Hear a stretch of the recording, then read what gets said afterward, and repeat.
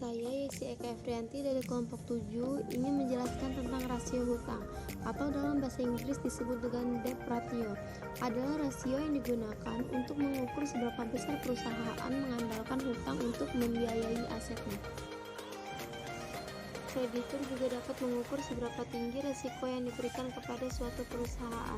Semakin tinggi rasionya, semakin besar pula risiko yang terkait dengan operasional perusahaan. Rendahnya rasio hutang juga memiliki arti hanya sebagian kecil yang dibiayai. Rumus rasio hutang atau debt ratio.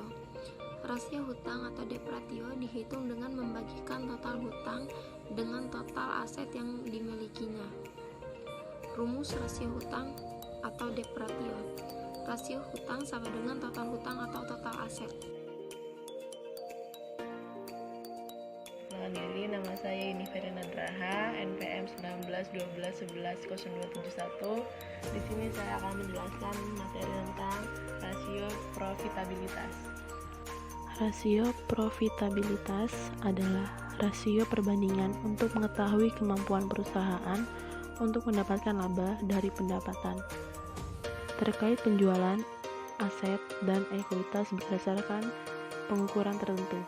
Jenis-jenis rasio profitabilitas dapat dipakai untuk memperhatikan seberapa besar laba atau keuntungan yang diperoleh dari kinerja suatu perusahaan melalui catatan atas laporan keuangan yang harus disesuaikan dengan standar akuntansi keuangan.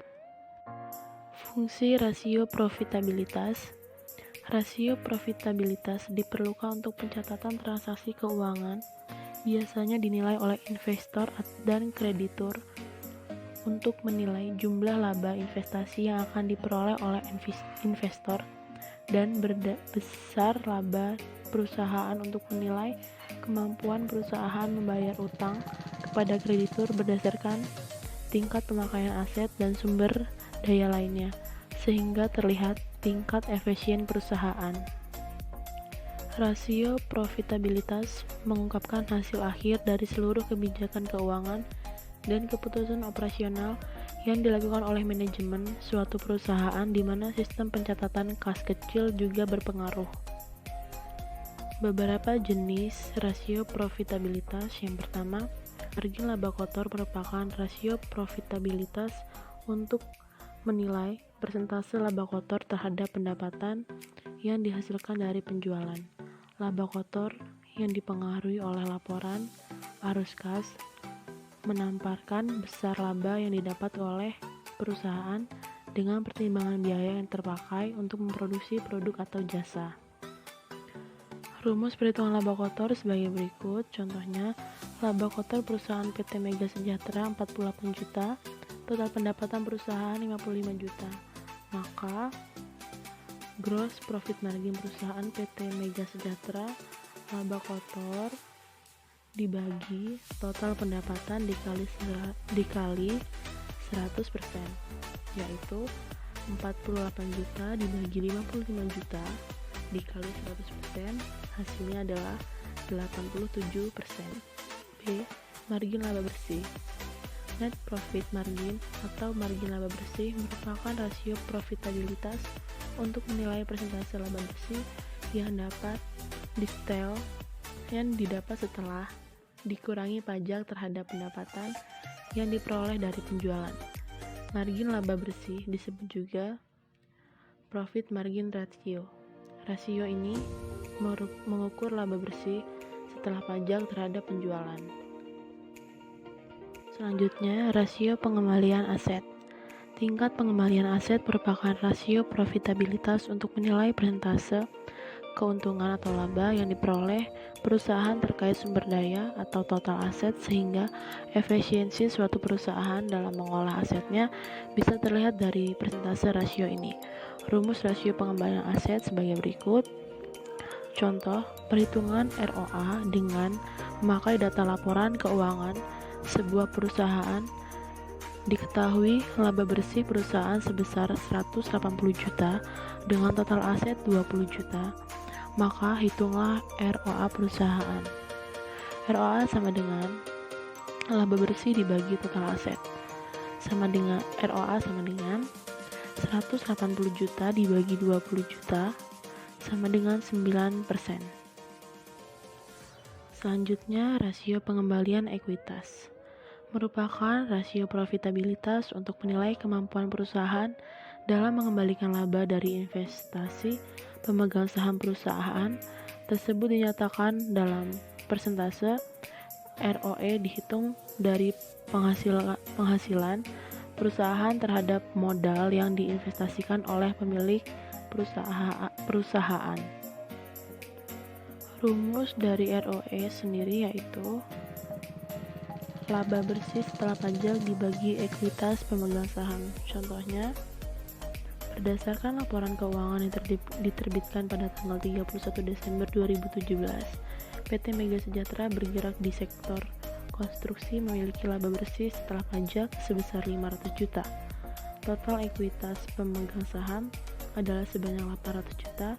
Berapakah rasio pengembalian ekuitas atau return of equity PT Mega Sejahtera? ROE laba bersih setelah pajak dibagi ekuitas pemegang saham yaitu 500 juta dibagi 800 juta, hasilnya 62,5%. Selanjutnya, rasio pengembalian penjualan merupakan rasio profitabilitas yang menampilkan tingkat keuntungan perusahaan setelah pembayaran biaya, variabel produksi setelah upah kerja, bahan baku dan lain-lain sebelum return of equity PT Mega Sejahtera. ROE laba bersih setelah pajak dibagi ekuitas pemegang saham yaitu 500 juta dibagi 800 juta, hasilnya 62,5%.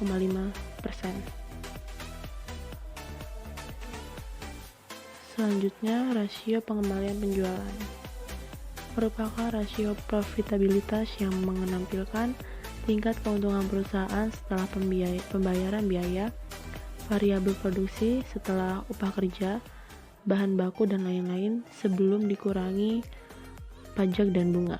Rasio ini menunjukkan tingkat keuntungan yang diperoleh dari setiap rupiah penjualan operasional.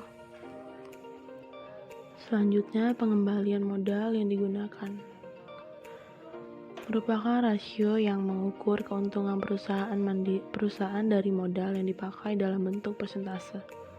Modal yang dimaksud adalah suatu perusahaan ditambahkan kewajiban tidak lancar atau total aset dikurangi kewajiban lancar. Berikut ini dua rumus ROC yang sering digunakan seperti yang di bawah. Selanjutnya, return on investment merupakan rasio profitabilitas yang dihitung dari laba bersih setelah dikurangi pajak terhadap total aktiva. Rasio ini berguna untuk mengukur kemampuan perusahaan secara keseluruhan dalam menghasilkan keuntungan terhadap jumlah aktiva secara keseluruhan yang tersedia pada perusahaan. Rumusnya adalah laba atas investasi dikurang investasi awal dibagi investasi dikali 100%. Earning pressure yaitu rasio profitabilitas yang menilai tingkat kemampuan per lembar saham dalam menghasilkan laba untuk perusahaan. Manajemen perusahaan pemegang saham biasanya adalah calon pemegang saham sangat memperhatikan rasio ini karena menjadi indikator keberhasilan perusahaan. Rumusnya adalah EPS sama dengan laba bersih setelah pajak dikurang dividen saham persen atau jumlah saham biasa yang beredar. Contohnya seperti di bawah.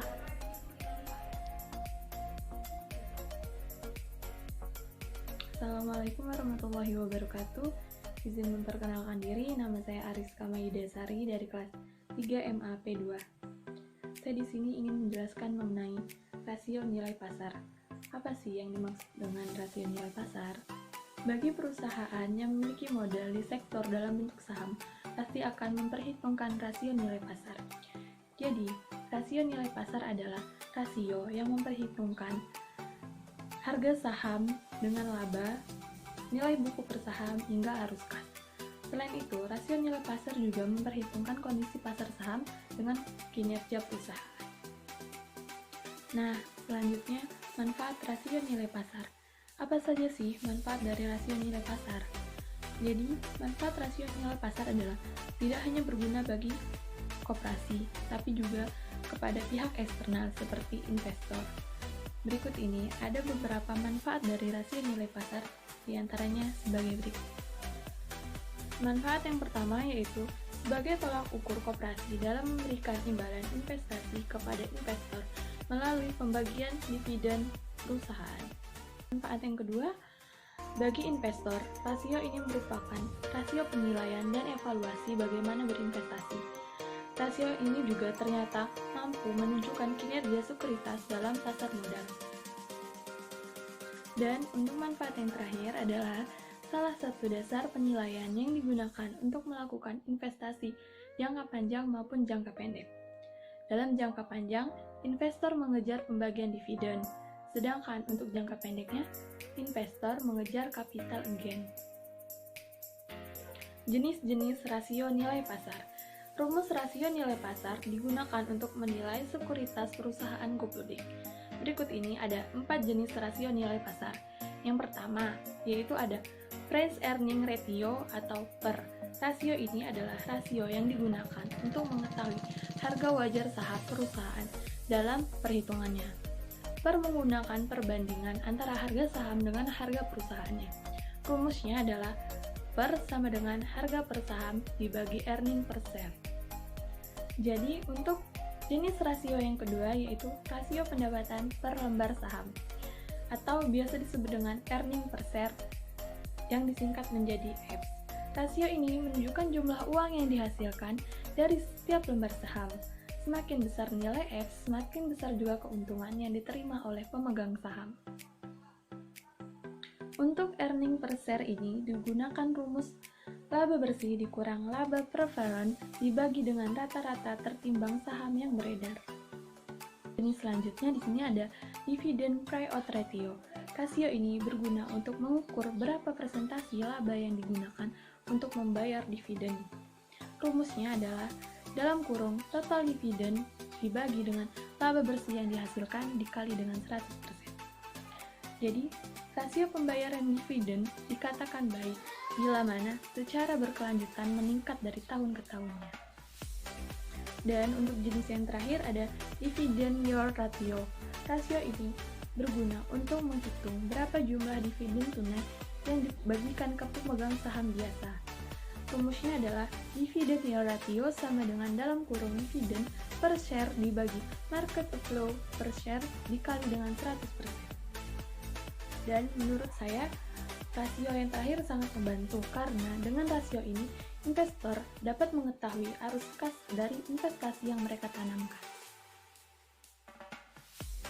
Di sini saya ingin menjelaskan perhitungan dan contoh kasus dari rasio nilai pasar. Diketahui, PTA memiliki nilai pasar saham sebesar Rp 4.000 per lembarnya. Jumlah saham yang beredar kini sebesar 500 lembar. Laba bersih tahun ini berkisar 500 juta dan pembagian dividennya adalah 200 juta. Dari kasus ini, maka hitunglah berapa rasio pasarnya. Di sini kita akan sama-sama mengetahui rasio pasar dari contoh soal di atas. Yang pertama, kita mencari nilai dari EPS atau earning per share. Dari contoh kasus di atas diketahui bahwa EPS sama dengan 500 juta dibagi 500.000 per lembar saham sama dengan 1.000. Dan yang selanjutnya kita mencari hasil dari PER atau price earning ratio. Rumusnya adalah PER sama dengan harga per saham dibagi earning per share. Jadi 4.000 dibagi dengan 1.000 hasilnya adalah 4. Dan untuk hasil dividen payout ratio-nya 200 juta dibagi 500 juta dikali 100% dan hasilnya adalah 40%. Dan untuk mengetahui hasil yang terakhir yaitu dividend yield ratio-nya sama dengan dalam kurung 200 juta dibagi 500 lembar saham dibagi 4.000 baru dikali 100%, maka hasilnya adalah 10%. Kasus di atas dapat disimpulkan bahwa harga saham nyatanya membawa pengaruh besar dalam keuntungan investasi perusahaan. Mungkin itu saja yang dapat saya sampaikan, kurang lebihnya saya mohon maaf. Assalamualaikum warahmatullahi wabarakatuh.